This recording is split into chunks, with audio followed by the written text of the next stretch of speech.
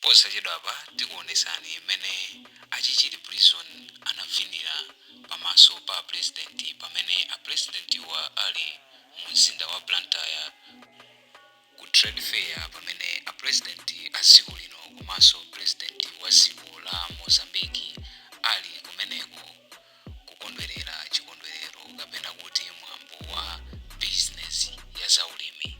Taonerani Chichiri prison mmene inavinira.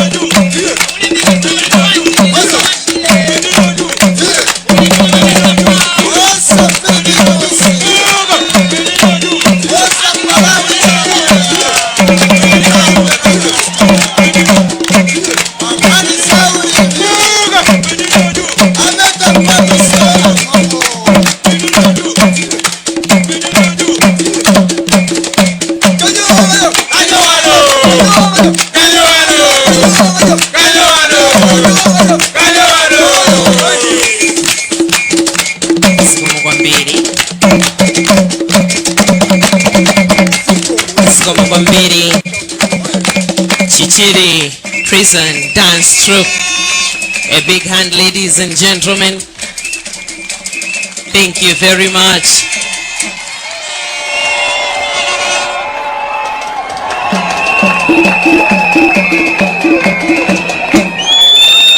Thank you very much for that part. This is also one of our national dances. Benny, thank you very much. Your Excellencies, these are inmates from Chichiri prison.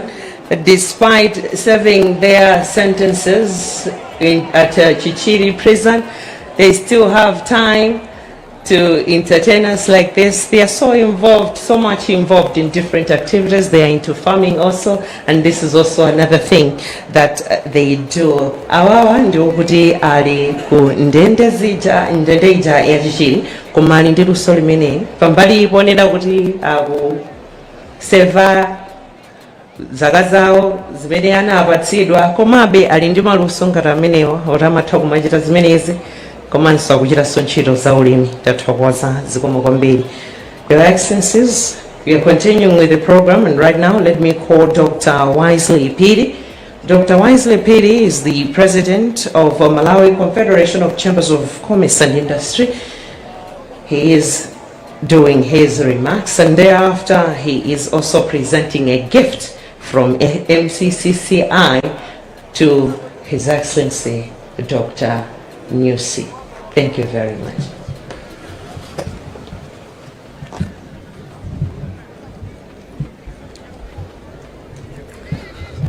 Your Excellency, Dr. Achakwera, President of the Republic of Malawi.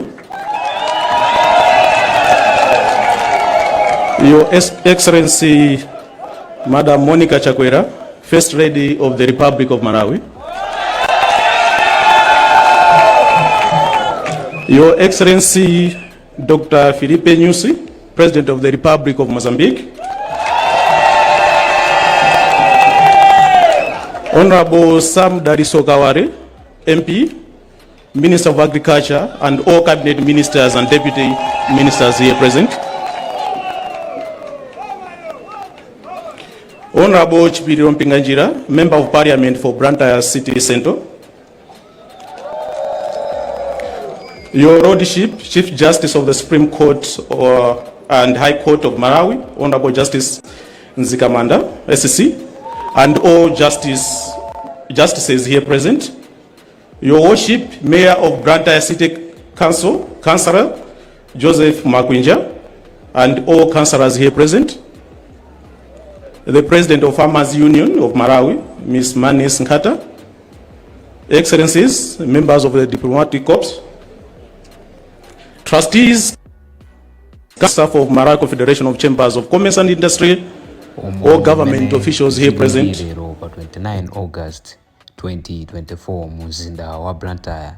Mukhale pompo pakuti tikhale tikubweserani zambiri kuphatikizapo zimene atayankhule a president a dziko lino la Malawi Dr. Lazarus Makafe Chakwera kumwambo umenewu lero mzinda wa Blantyre ku Tradefair.